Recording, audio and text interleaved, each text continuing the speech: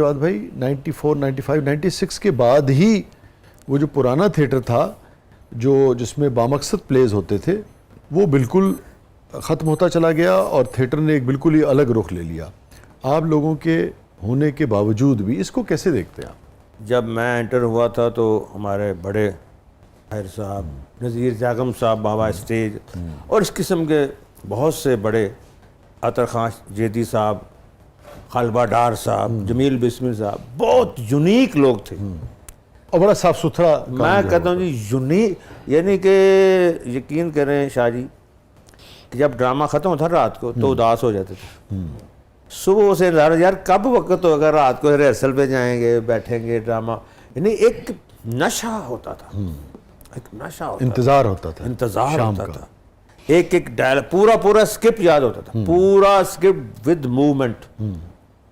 ساتھ تھے بھی سخت، اقبال افندی صاحب اللہ بخشے، افتخار حیدر صاحب، پھر سہیل صاحب آ گئے. وہ تو انہوں نے تو کمال ہی کر دیا، انہوں نے تو ایسا تھیٹر کو رنگ لگا دیا. وہ پھر یہ جب ڈانس شروع ہوا نا شاہ جی، کون سا ایسا موڑ تھا، کون سا ڈرامہ تھا، کون سا سال تھا، کس کی انٹری تھی، کس کا جانا تھا جس کی وجہ سے آپ سمجھتے ہیں کہ تھیٹر آج اس حال کو پہنچا ہے اور وہ تھیٹر بالکل ختم ہو گیا؟ میں تو کہتا ہوں دفنی ہو گیا جو پہلے 96 میں نے عرض کی نا کہ وہ میں نام تو کسی کا لینا نہیں کو نہیں سارے وہ ٹھیک ہے، نہیں نام نہ لیں مگر کوئی خاص. وہی جب پہلے ہوا تھا ڈانس مست نائٹ شروع ہوئی تھی، مست نائٹس. یہ 96 سے ہوا، 97 سے ہوا؟ نہیں 2001 یہ تو 2001 سے، 2000 اس سے پہلے بالکل نو بالکل نہیں. تو وہ مست نائٹس جو تھیں ڈانس کی، ان میں ایک دن کی آمدنی 15 لاکھ 20 لاکھ 25 لاکھ شروع ہو گئی. جی. اب ایک آدمی کو 20 لاکھ آ رہا ہے، 25 لاکھ آ رہا ہے، اور وہ تھیٹر پہ جب کام وہی لوگ تھے جو ڈرامہ کراتے تھے. اس سے پہلے بالکل ڈانس نہیں ہوتا تھا. نو. تو جب وہ روز کا 20 25 لاکھ 30 لاکھ تک 40 لاکھ تک بات چلی گئی تو پروڈیوسر نے کہا یار یہ تو روز ڈرامے میں ڈال دو. پھر اچھا یوں ہوا. سہیل احمد صاحب نے بڑا احتجاج کیا. پھر ڈرامہ ہوا امراؤ جان ادا، اس میں کراؤن آرمی، اس میں پہلی دفعہ سہیل احمد صاحب اور ہم سارے اس کے درمیان ڈانس ہوا.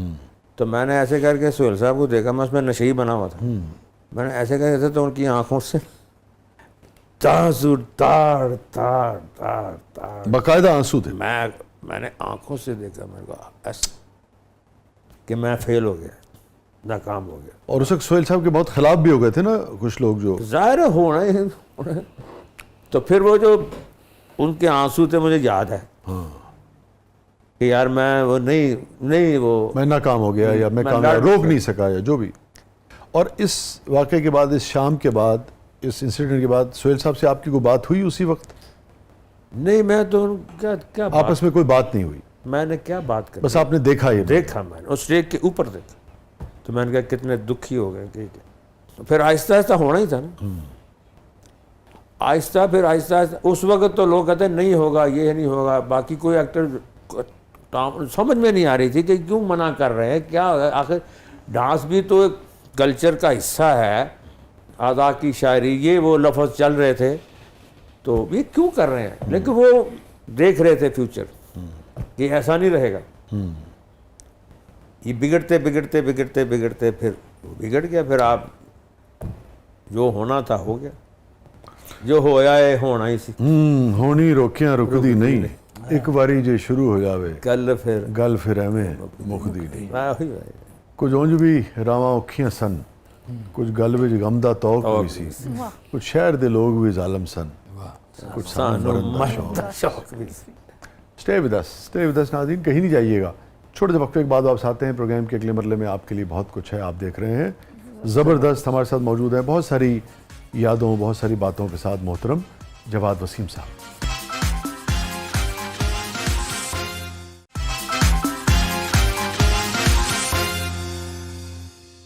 ویلکم بیک ناظرین. زبردست میں ایک بار پھر خوش آمدید. اور رضا صاحبہ کیا ہے پروگرام کے اس مرحلے میں؟ سر اب ہمارا سیگمنٹ ہے زبردست پبلک سب جانتی ہے، تو آئیے دیکھتے ہیں پبلک آپ سے کیا جاننا چاہتی ہے. جی جواد.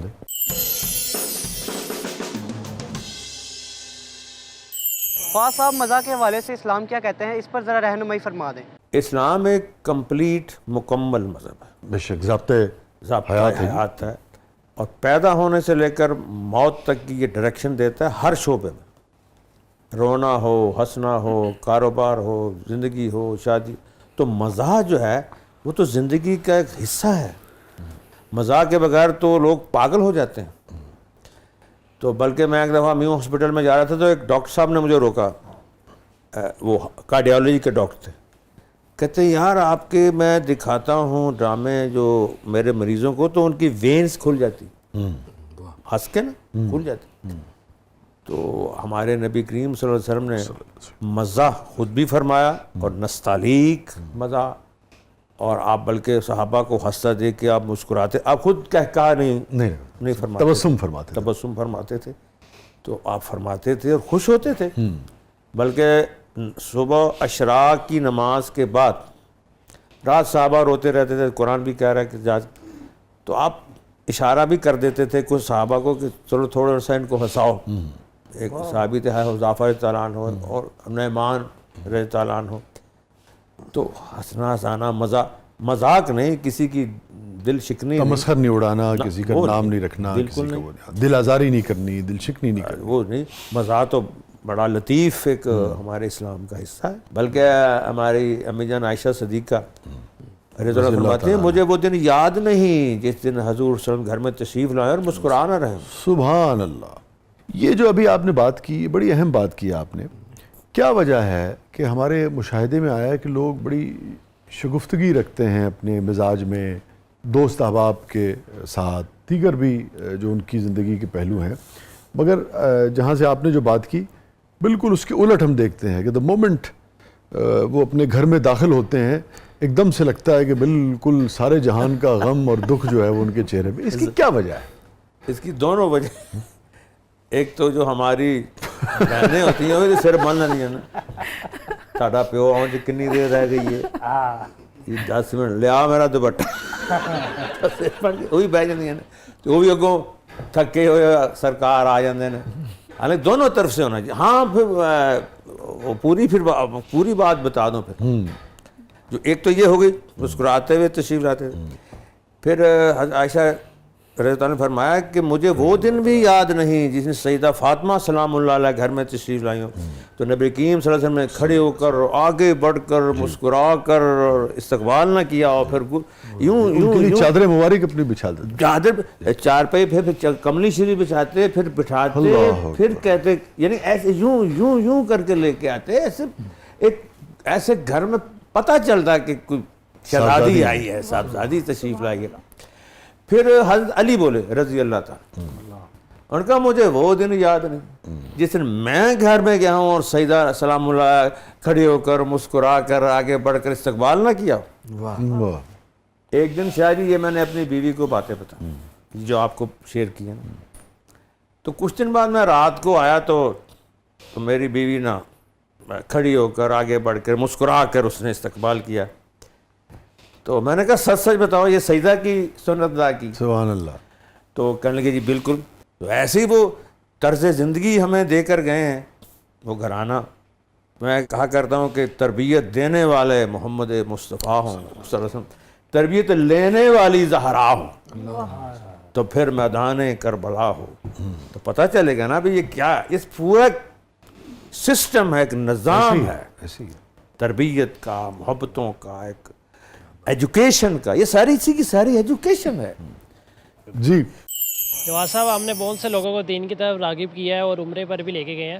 عمرے کے بعد ان میں کیا تبدیلیاں آئی ہیں؟ شاہ جی پوری دنیا نے ان میں تبدیلیاں دیکھی، پوری دنیا نے دیکھی. میں نے کیا دیکھی؟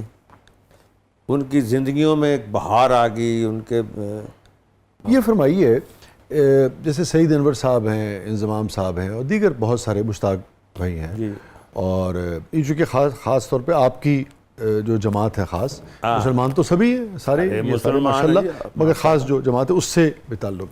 بہت سارے لوگ آپ نے دیکھا ہوگا مختلف فورمز پہ وہ تو اعتراض اٹھاتے ہیں. میں چاہ رہا ہوں کہ وہ اعتراض آپ تک پہنچے، اور آپ اس حوالے سے اس کو کیسے دیکھتے ہیں کہ وہ کہتے ہیں کہ یہ اس طرح کا جب رجحان آیا ہے دینی خاص طور پہ، اور اس کو بہت زیادہ شدت کے ساتھ اختیار کیا ہے ہمارے بہت سارے لوگوں نے، اس سے ایک بے عملیت آئی ہے، وہ اپنے شعبوں میں ناکام ہوئے ہیں. یہ اعتراض اٹھتا ہے, آپ تک بھی اعتراض پہنچا ہوگا, ہاں جی. آپ اور آپ کے جو بزرگ ہیں یا جو خاص طور پہ جماعت کے لوگ ہیں وہ اس کو کیسے دیکھتے ہیں, کیا کہتے ہیں اس بارے میں؟ اگر میں ٹیم میں ہوں, پاکستانی ٹیم میں, تو پوری قوم کا میرے پہ حق ہے نا کہ میں محنت کروں, ان کو سرخرو کروں, ان کو خوشی دوں. تو اگر کوئی وہ احساس تو ڈبل ہونا چاہیے. ڈبل ہونا, اور اگر کوئی نہیں کرتا تو وہ بے ایمانی کرتا. اس کا وہ تبلیغ سے زیادتی کر رہا ہے کہ تبلیغ تو سکھاتی ہے محنت ہر شعبے میں. یہ تھوڑی بستر اٹھا کے چلے ہی پھرنا, یہ تھوڑی, یہ تو کبھی ایک آدھ دفعہ ہوا, 2 دفعہ ہوا. اصل تو کردار ہے, اپنے شعبے سے انصاف ہے.